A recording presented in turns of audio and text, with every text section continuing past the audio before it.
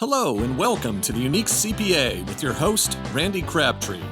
We're committed to creating a thriving community of accounting professionals who are physically and mentally healthy, fulfilled, and energized by their work. Our ultimate goal is to elevate the reputation of the accounting profession and vastly improve the lives of those in it. The Unique CPA is brought to you by Tri-Merit, the specialty tax professionals. Today, our guest is Brian Floriani. Brian is actually founder of an organization called Bernie's Book Bank, a great organization that I was able to hear about recently at an event with a bunch of entrepreneurs in my hometown of Raleigh Tonight's. Brian presented, told us the origin story of Bernie's books, told us the impact and what they're looking to accomplish and the future goals. And I was just super motivated and excited to hear what was going on there. So before we get into it, Brian, welcome to the Unique CPA. Thanks for having me. Did you ever think you'd be on a CPA podcast? I was just, that's so funny you just brought that up, because I was just thinking to myself back to my one accounting class in high school, thinking I couldn't get straight the difference between a debit and a credit. And I'm still not sure I know the difference, but I do know what top line means. And I think I'm a top line guy. So that's about the extent of it, but it is pretty ironic for a recovering golf professional with an entomology degree to be asked to speak about anything. So I'm grateful for the opportunity. Yeah, no, that was great. I appreciate it. And really, it was impressive when I got to hear you speak. I don't know what was it. I think it was in March, maybe. And so in that group, you came out and you talked about the origin story of Bernie's Book Bank and, where the passion for this came from and how the idea came. And so I don't know, I'll just let you run with, how this came about and, anywhere you want to go from there, the impact, what you're doing, what you're looking to accomplish, the future, you just run with it. Yeah, I mean, I think, again, thanks for having me. And I think the bottom line is, for me, it was really what my life was going to be about. Was it going to be about chasing success, or was it going to be about being significant? And coming up on 20 years, my father, Bernie, and my grandmother, who I was very close with, died on the same day. And at the time, I was a golf professional and running golf schools for Golf Digest. And I spent half the year in Lake Tahoe and the other half in West Palm Beach, and flew around on private jets with my clients, and life was pretty good. I mean, I love what I did. I was pretty good at it. I was living in great areas. It was pretty simple, to be honest with you. Yeah. But on that same day, everything changed, because I was asked to eulogize both my father and my grandmother on the same day, separate services. They're buried about 100 yards apart. So imagine, driving up to the cemetery and you look up the hill and there's a hole about 100 yards up the hill, and then right there at your feet's another hole, and you put your dad in the ground and you cover him up, and you do come down and do the same thing for your grandmother, and then the dust settles and everybody goes home, and you're still left with this pain. And what I was really reflecting on was eulogies themselves, that they're really not focused on the person's success at all. Success being defined as your accomplishment, significance being defined as others' accomplishments. And my grandmother and my dad were pretty significant people, not just in my life, but in their communities and the people that they called friends, and even people they didn't know. And it made me ask myself three questions. If I were to die today, would anybody have anything to say about me? Would it be true? And would it matter? And no matter how I spun those answers, I did not like the answers to those questions. And from there was a pretty deep spiritual dive. And out of that, I just wanted to be a servant. I just wanted to serve others. And so left the golf business. And the first iteration of what I was going to do was to be an elementary school teacher in an under-resourced community. So I moved back to Chicagoland. I took a reading paraprofessional job in Zion School District at an elementary school called Shiloh Park Elementary. And what it means to be a reading paraprofessional basically is if you got a college degree, check, and you're willing to make $9 an hour, check, you're in. And I can tell you that it was one of the most joyful times in my life, one of the most transformational, one of the most impactful times in my life. But it was also a period that was very frustrating, very confusing. I felt many emotions, one being shame. There was many others, because here I was working with these children and, thinking that we're living in a country that we talk about pursuit of happiness and equity and equality. And it was glaringly obvious from the outside coming in now, being an adult, looking at this educational system, that the educational inequity in our country is it's unacceptable. And you can have an emotional conversation about it where I think we all, for the most part, agree that everybody should have a chance to pursue happiness. Yep. You can also look at it from a practical perspective, and you're an accountant, so I'll put it in your terms. If we were to move the literacy needle by 1% in America, it would have a $480 billion impact on the economy. That's a big number. So you might not care about children literacy, reading, or books. That's fine. We could talk about that issue some other time. But if you were somebody that did not care about that, you do care about your country. You do care about your children's children. And I also think you care about the balance sheet of America, and not to talk about people necessarily as assets or liabilities, but let's just be real. I think we have plenty of liabilities. And I think that actually we have the opportunity to turn those liabilities into tremendous assets. I think that, we've accomplished some amazing things in our country, but we're doing it with basically one arm tied behind our back because we're not nurturing all brains in an equitable way. And so, we've gotten to the moon, we've created the iPhone, we've done all these amazing things, but just imagine if we were to nurture all brains, all 100% of them, what kind of advances we make. My brother Bernie, he was little Bernie. My brother Bernie Jr. he died of ALS 3 years ago. And it pains me to think that the cure for ALS or cancer or anything else is lying dormant on the south side of Chicago, the north side of Milwaukee, the east side of Pittsburgh, whatever it may be. And so the case for literacy, it is the number one thing. If you want to solve the rest of our problems, homelessness, poverty, hunger, go down the line, you have to start with the cause. And in any of those things, you're going to find somewhere in there lack of literacy, lack of education, or both. And yes, my job is to help get Bernie's Book Bank to grow and help advance literacy. But it's also, I'm on a quest for us to do something different in this country when it comes to education and to make literacy and education a key performance indicator when we talk about our country. Yeah, I think that's so important. That's just mind blowing. That the 1%, move the needle 1%. We're talking four. I mean, you know how many zeros that is? 480 billion. That's a few zeros and a couple of commas, maybe 3, 4. I don't know how many commas are in billion, but it's a big deal. I've done a pretty good job speaking in your language so far, I think. I was going to commend you. I heard liabilities and assets and all this. Balance sheet. I threw balance sheet in there. This is pretty awesome. Look at you. You were born for this. So yeah. Actually, I should be an accountant. Well, you know what? That's one of the things, and we'll get to that, but I'm going to say this now, but that's one of the things. So you just said it. If we can educate, if we have the cure for cancer sitting in some, I saw you use the term, but, underserved, that wasn't the term you used. Under what? Under-resourced? Under-resourced communities. So if we have somebody in an under-resourced community right now that has that, the cure for Alzheimer's, for whatever, and they just don't have that opportunity to release their brain power out on that. And to a smaller extent, when you compare it to that, this doesn't look all that important. But we've been looking at the accounting profession and just saying, and it is an important profession, and we are understaffed right now. And without the accounting profession, our country is actually in a world of hurt. We're an important aspect to the country, and without that, and we've talked about in the past, how do we get people into the profession? How do we get people excited in college? Well, when you started talking, and I heard you talk, it was more about, okay, it's not even the college thing. It's how do we get that 1-year-old child, that newborn child, a book so that they can grow up with the opportunities that all of us take for granted? And if we can start educating people and giving these under-resourced communities opportunities at that level, I thought, you know what, we don't have to have this discussion anymore of why we're having an under-serviced profession. And so I got ahead of myself there, but I think it felt like a good time to throw it in there. But let's go back to, because that's, I think, so important. So from my standpoint, why I got so excited was because of that, because the answer's there. I just never saw the answer before. The answer's there in education. You've already said it. So let's go a little bit more into how you're impacting that now. What is specifically Bernie's books doing? Yeah, so in my experience in the schools, I obviously learned from a whole different perspective all the challenges that schools have, specifically in under-resourced communities. But what I really started to understand is how critical literacy really is.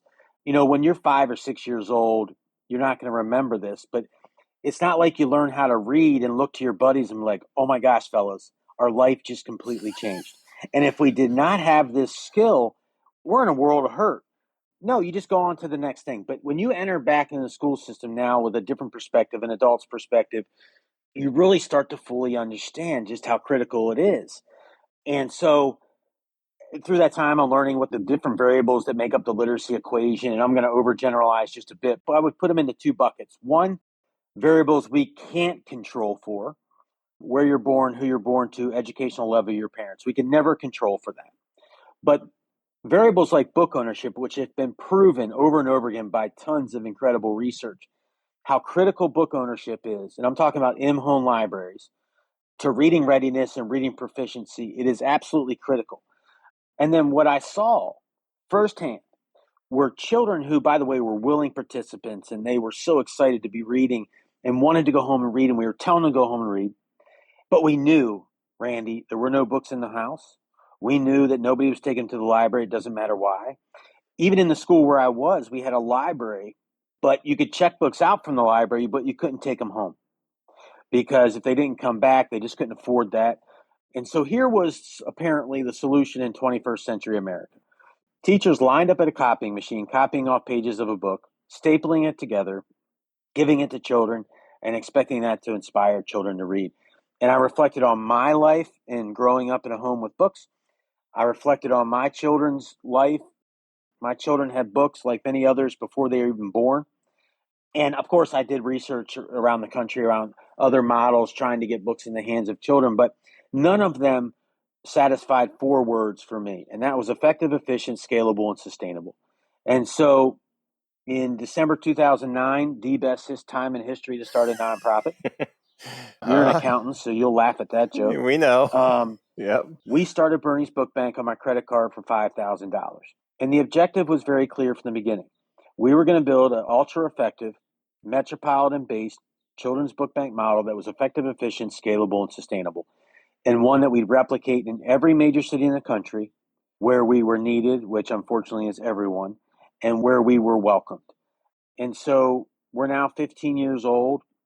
We now serve 315,000 Chicagoland children with 8 quality books a year from birth through 6th grade. Wow. We work out of 65,000 square feet where we host 50,000 visitors a year of all ages and abilities, 6,000 volunteer hours a month. More than half of those are given by people under the age of 14, which leads us to believe we're serving two populations, not one.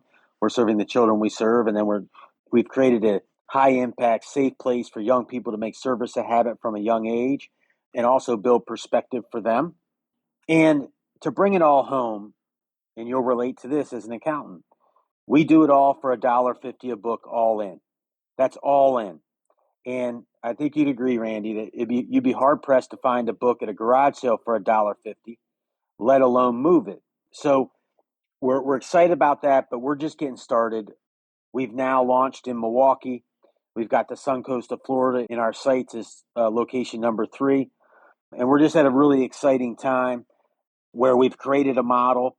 We understand that replicating it's a whole different story, and we're going to learn a lot over the next 2-3 years. But we want the ball, and we want the ball when it comes to book ownership. We want to solve the problem, and we're going to solve the problem. So let's go over those numbers again. Right now, currently, just in the Chicago area, 230,000? What did you say? The number of children that are being impacted? 315,000. 315,000. And those 315,000 kids are each receiving 8 books a year? Yes, sir. And that's a cost on your end of $1.50. That's like nothing. You know how much we should be able to raise just by listening, by people listening to this podcast, and how many lives that can affect. Well, it's amazing. Let me put it in perspective for you. Yeah. To serve all of Chicagoland, which would be over 400,000 children, and which one thing we undersell is a center where people can come and build community together and serve together, it would take about $5 million a year, all in. There's not many organizations smiling at 450,000 children for $5 million a year. Right. And you're right. That should not be hard, especially when the stakes are so high. But, we all have a lot of choices with our dollars. And I've worked in the philanthropic space long enough to know there's a million choices you have with your dollar bill. And when people our budget now is $4.2 million a year. I'll never take that for granted. And when people give us $1, it's an opportunity, it's a responsibility, it's an honor, and we take it super serious. But on top of that, what makes it even more complicated is that we're running a business where your productivity is not directly related to your revenue. Now, my first piece of advice is don't run a business like that. But that's what charity is. Right. We have no visibility, no predictability into the future. And that's why relationships, including ours, Randy, is so really important, because without relationships, you don't have reliability. Yep. And without reliability, you can't predict, you can't budget, and you can't make promises to children that are relying on you to come back year over year. So it's a challenge, but it's one I think I was born for. I get that impression. Yeah. So anytime I get to speak to one person or however many people listen to this is an incredible opportunity, and I'm really grateful for it. So we already heard you're looking forward to Milwaukee's kicking off now, Suncoast of, I won't be cynical and say, is that because you want to go golf there? Or I'll leave that out of the conversation. Well, I'll answer that actually. One, golf has been an incredible tool for Bernie's Book Bank, because you don't get nice. you don't get 5-hour cups of coffee with people. Yep. I've tried. It gets a little awkward after like an hour and 45 minutes. But the way that this happened is we had a couple of big supporters from Chicago reestablish residency down there. Yep, that's common. And they're the exact kind of people you want in an organization like ours. They can't stop talking about us. Yeah, that's great. In talking about us, they had a ton of people lean in a very organic way that want to see the same thing that we've done here happen on the sun coast of Florida, which is our service area will be North Tampa down to Naples. But the way we look at it is, if we can do this in Chicagoland, starting out of the greatest financial collapse of our time, thriving, which might be a little bit of an overstatement, but we did way more than survive COVID. We're a jockey you can bet on.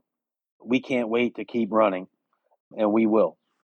So what is that as far as we're looking in the future now, or is there, I mean, I assume overall picture is, hey, we want the entire country. Well, remember, you're talking to the founder. Yeah. Yeah, it is the company line. And the company line is, we set out from the beginning to create a model that we'd replicate in every major city in the country. And that's what we plan to do. Yeah. And what were the four again? Effective, efficient, scalable, and I forgot the last one. Sustainable. Okay. So that, I mean, just off the bat, having that on your mindset of this is how we want to do this. And if you live those things every time you make a decision, obviously that's going to have a huge impact. Let's talk a little bit about the impact that now, I mean, we know the number of kids, we know who you're serving right now, but can we quantify what this has meant? I mean, do you have success stories? How do we look at what the overall, positive impact has been? Yeah, that's a great question. So first, Bernie's Book Bank is a response to a ton of research that's already been done. Somebody's got to do it, and we own that. Second, we get thousands of thank you notes every month from teachers, administrators, parents, children, which are absolutely overwhelming. If you're ever having a bad day, come hang out with me. We'll read these. It'll change you in a matter of 5 minutes. But on top of that, 5 years ago, we started a randomized control trial that was funded by the John and Laura Arnold Foundation, which, first of all, we felt honored just for them, because they're a pretty big deal in the philanthropic space, to pick us to fund a randomized control trial. That was conducted by a researcher named Dr. Jeffrey Borman. It started out as a 3-year trial, but COVID had other plans. We were able to adjust it, maintain the integrity of that trial, and we just recently, probably within the last 2 weeks, received an internal report that stated significant statistical impact of our program. And I don't know if you know this, but for a charitable organization to have a positive response to a randomized control trial is rarefied air. And I mentioned earlier, I'm a top line guy. I can't wait to now go sell this. One, because we have a model that we can now show people, but two, that we have this proven initiative that we know works. Right. We know that can be accomplished, and all it takes now is the fuel for the jet. We've built the jet, and we're ready to fly. Well, I think you've got some fuel yourself. The passion definitely shows through, which is a big part of it. I personally was the president of a nonprofit for 3 years, volunteer position. That's a tough thing to do. And for you to be doing this since 2009 now, that's amazing. And seeing that impact statement that you got that's what I was hoping we were going to be able to discuss today, because I know you talked about when I saw you back in March, and hearing that you got that positive confirmation that what you're doing is working is pretty cool. Well, look, I mean, first of all, thank you for your service on that board. This is very hard work. And if you're not passionate, you don't have a chance. And I'll tell you that, yes, I've given a lot to Bernie's Book Bank, but I have to tell you that Bernie's Book Bank and the work of Bernie's Book Bank has given to me way more than I've given to it. And the people that have gotten involved, I mean, there's literally tens of thousands of people involved in Bernie's Book Bank now. Yep. It's, to be able to turn something that's super painful into something really positive, I think is an opportunity we all have. And as I've said before, when you lose something or someone that you care deeply about, there's a hole in your heart. It's not going away. You can pretend it's not there, which isn't going to go really well. You can fill it full of a bunch of junk, and that's not going to end real well. Or you can plant a seed in that hole, and you can nurture that, and you can make something incredible come out of something painful. And I hope that if anybody hears anything today, that they hear this, because we all are living with pain. And the fact of the matter is, no suffering, no joy. And we all have a choice. It doesn't make the pain go away, but it makes it worthwhile. And if you don't do anything about it, then that pain is in vain. Yeah. And so I think we all need to be encouraged to lean into pain and suffering a little bit more, especially with our children, not try to avoid it, but to know it's coming and decide what you're going to do when it does come, because it's coming. Yep. Well, the positive work you're doing is just so amazing. And I love what you said there. And I know that the hole it's filling is when your dad passed, and Bernie's book is kind of a legacy to his work and what he did. I've heard you say the story, but I don't know if you want, you can tell the story of him growing up and then getting the education and his passion about books, just so everybody knows where your passion comes from. Yeah. Well, first, my passion comes from, it's a combination of my time in the schools, but also, my dad's not unique. He's like many others. You've heard this story before, where his mom came on a boat from Poland. His dad came on a boat from Italy. They ended up outside of Pittsburgh, Pennsylvania. Go Steelers. Which means that my grandfather was a coal miner for 51 years. And my dad didn't. He had 8 brothers and sisters. They lived in a 2-bedroom home. And my dad didn't have running water till he went to college. And he went on to get his doctorate, put 3 kids through school, became the director of reading instruction for the state of Delaware. And in one generation, everything changed. And what I realized one day is that he literally read his way to a better life. And the children I was working with in this school were just little Bernies. They just needed a fair shot. Yep. And if we can give them a fair shot, not only is it what's right, but it comes back to impact us one way or the other. And so you can do something now, or you can wait and do it later, and it can cost you a lot more. So, I mean, the best thing my dad ever did was every time we went back to Grandma's house, we'd go back around the house, and there was the hole where the outhouse was. And it taught me 2 very important things. This is where you come from. Don't you ever forget it. And if you're willing to work really hard, like a coal miner, you can go anywhere you want to go. And it doesn't mean you can accomplish anything. I think we should all get rid of saying that. I mean, that we know that's just not, I'll never dunk a basketball. Okay. So no matter how much I try, but what it does mean is dream big and work hard. Dream big and work hard. Yep. And thanks for sharing good news. We are inundated by bad news. Yes. And that's I've true. been conditioned to think that we've got it really, really bad. And to be honest with you, we are super blessed. Yep. It's happening every day. It just doesn't get reported on. And I think Bernie's Book Bank is a testament to that. You're a great example of that. All right. Well, before we wrap up here, and again, this is awesome. I appreciate everything you do. You don't know how excited I am about this. When I heard about this, and I want to do what I can to help. But before we wrap up, a couple of things, and it almost feels like it's anticlimactic after this conversation, but I always like to hear because we just heard your passions and what you love doing with Bernie's books and how you're helping. But when you're not doing that, what are your outside of work passions? Sounds like golf might be one of them, but what do you enjoy doing when you're not helping kids get books in their hands? That's a good question. I want to be the best father I can be and the best husband I can be. That's priority number one. As you know, that's a journey, not a destination. Beyond that, I love to walk. I love to play golf. I love to read. I like to work with my hands, so I love to work in our garden, and I like creating things and watching them grow. So that really works. Beyond that, just trying to maintain a mentality that right now means everything. Nice. Life is precious. We often spend a lot of time dwelling on the past or worrying about the future, and we miss what's going on right in front of our face. So when you add all those things together, that's more than 168 hours a day. So, or a week. A week. They would be tough. I told you I'm not an accountant. I was going to say, as an accountant, I may know those numbers. So, all right, Brian. And then lastly, obviously, I'd love for people to go find out more about Bernie's Book Bank. Where would they look, or find out about you or the book bank? What's the best places? www.berniesbookbank.org would be a great place. If you search us on any social media platform, basically, you'll find us there. But I would encourage you to get involved, especially if you have children. Bernie's Book Bank is an amazing place to volunteer. I mentioned it earlier, but more than half of the 6,000 hours that are given there a month are given by people under the age of 14. And kids, especially young ones, like, I don't know, between 2 and 11, they can't get enough of Bernie's Book Bank, which we try hard to create a great experience, but I can't really put my finger on the why. It really doesn't matter. It's just a good thing that they really love it. Yep. And we love them being there. So thank you for the opportunity today.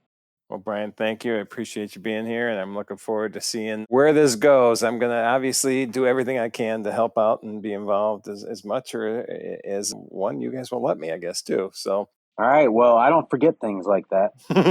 There you go. And I honestly, when we're talking, I'm looking around just the room I'm sitting in, and I just realized my house is a library.